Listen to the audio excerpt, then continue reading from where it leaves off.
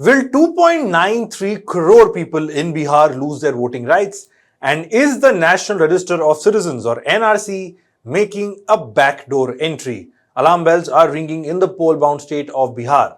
And once again, it is the Election Commission of India in the spotlight, an institution already facing a host of serious allegations, from opaque appointment of its chief to not ensuring a level playing field to allegedly favoring the ruling party to even the way voter rolls are managed.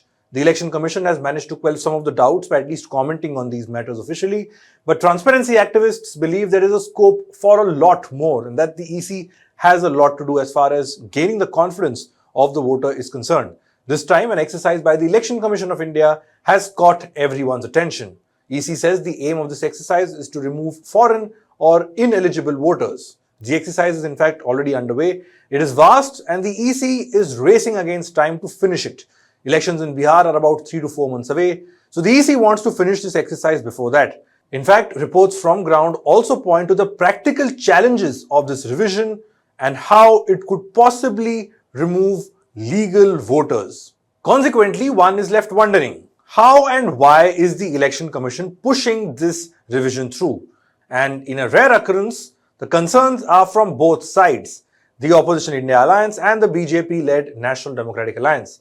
India Alliance has raised it publicly, besides a meeting with the EC conveying their concerns. BJP allies have raised concerns in private, of course. Now, we'll cover all these aspects in the video. Hello and welcome, I'm Shubham Chauhan. Let's get started.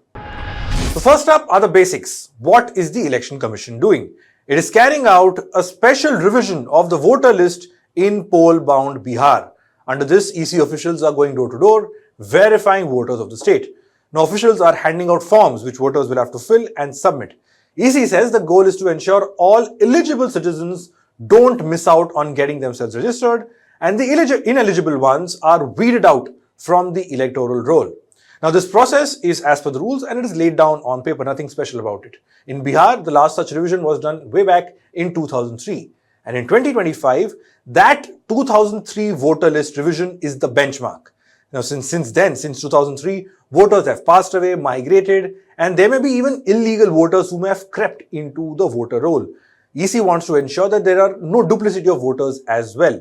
Now, a state like Bihar has high migration. People from the state go to other cities and states for working. Some also end up getting themselves registered as voters at their place of work, besides being registered at home. So the EC wants to address all of these questions in this one special revision exercise. Now, Bihar has a total of about 7.89 crore voters. 4.9 crores were verified, registered before the 1st of January 2003.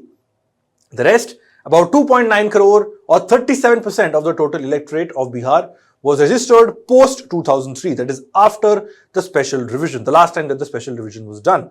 Currently, EC says that the first lot of 4.9 crore voters don't have to attach any support documents for verification. All they have to do is just submit the enumeration form. But the remaining 2.9 crore odd voters registered after 1st January 2003 have to submit documents to and also prove that they are eligible voters. They will have to submit documents along with the enumeration form, of course. Now, these 2.9 crore voters have a list of 11 documents to choose from. Some of them include birth certificate, passports, matriculation certificate, property papers, etc. And there are a few categories laid down as part of the special revision as well. For example, if a voter's name is not on the 2003 list, but his parents' names are there, he or she needs to submit only documents proving their place or date of birth. Those born before the 1st of July 1987, that is the cutoff date, these people must show proof of their date and place of birth. Those born between the 1st of July 1987 and 2nd of December 2004 must submit documents establishing the date and place of birth of their parents. Those born after December 2, 2004 will need to show the proof of date of birth for both their parents. The EC says those voters whose enumeration forms are not received by the 25th of July will, of course, be deleted from the electoral roll. Now, let's look at the concerns. First and foremost is this paragraph from the EC order. It says, since the last intensive revision in Bihar was undertaken in 2003, the electoral registration officer shall treat the electoral roll of 2003 with qualifying date as 1st January 2003 as probative evidence of eligibility, including presumption of citizenship unless they receive any other input otherwise. So effectively what this EC order is saying, that those registered in the Bihar voter list before 2003 are by default citizens of India. They're qualified as citizens of India. Those registered after 2003 would have to prove that they are citizens of India. And in turn, of course, then that will determine whether they can vote, because Indian citizens can vote in Indian elections, of course. Now, if these people, the ones registered post 2003, are not able to prove that they are citizens of India, then they will be removed from the electoral roll, is what the inference is being made. Now, interestingly, a report in Scroll points out that this citizenship angle for verifying voters was not applied in the 2003 revision. More so, the documents that the EC has listed for verification doesn't include the ones that we use on a day-to-day basis, like Aadhaar, which is perhaps among the very few documents that is widely used and acceptable across the country. Aadhaar is not on the EC list, so Aadhaar is not a proof of citizenship that is being now required to be shown from those registered after the year 2003. And it is this whole aspect of proving citizenship, showing documents, that is reminding everyone of the NRC, an exercise that took place in Assam but clearly did not go as per plan. Poor common people had to bear the brunt of it, as they were rendered foreigners or illegal immigrants overnight, just because they couldn't show the documents. Now, in Bihar, the concern is similar, a state where literacy is the lowest in India as per the 2011 census data, a state that doesn't have a good track record of properly registering births and deaths like we see in the metro cities for comparison. So how would such an exercise pan out in Bihar? This report by Amit Bhelari of The Hindu gives us an idea. His report from the 2nd of July says that there was plenty of confusion on ground as EC officials went about circulating the enumeration form to voters. The report points out that most voters in the villages that the reporter went to, this was surrounding Chhapra town, are not even aware of this exercise being undertaken by the Election Commission of India. Most villagers, the report says, have been given enumeration forms, but they don't know what to do with it, simply because they are not literate enough to make sense of these documents, of this form given by EC officials. In some cases, the villagers have all the other documents but the ones that the EC has asked for. So the villagers that were mentioned in this report, they have Aadhaar, PAN, driving license. Some of them say that they have these documents. But of course, none of these, like I just told you, are part of the list of eligible documents that one has to show to the EC.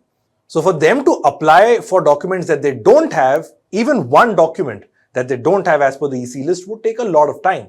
And currently, neither the voter nor the EC has that time to wait and get that kind of documents that is needed. Politicians and parties in Bihar see this exercise as a red flag. In fact, the block level officers themselves are apprehensive about this exercise as a whole.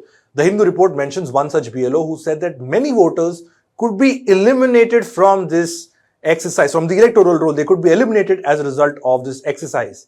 But let's look at what the politicians and the political parties are saying. A delegation of the Opposition India Alliance met Election Commission officials in New Delhi. Congress MP Abhishek Manu Singhvi addressed the media after that. He said that this exercise in Bihar would lead to upwards of 2.5 crore people and a minimum of 2 crore people being disenfranchised, meaning their voter rights would be taken away, is what Abhishek Manu Singhvi is saying. That disenfranchisement, disempowerment is the worst attack on the basic structure of the constitution. Every vote counts, even if you wrongfully delete or wrongfully add a single voter. It is creating a non-level playing field. That affects elections. That affects democracy. And elections and democracy are part of the basic structure. And you know, a basic structure has said that even a constitutional amendment is unconstitutional if it violates the basic structure. Now, why this can happen, very likely to happen, is very simple. You have jettisoned and abandoned what you have been using for last several decades, on which you have carried a crusade in the country, Aadhaar card, or a combination of Aadhaar and a ration card.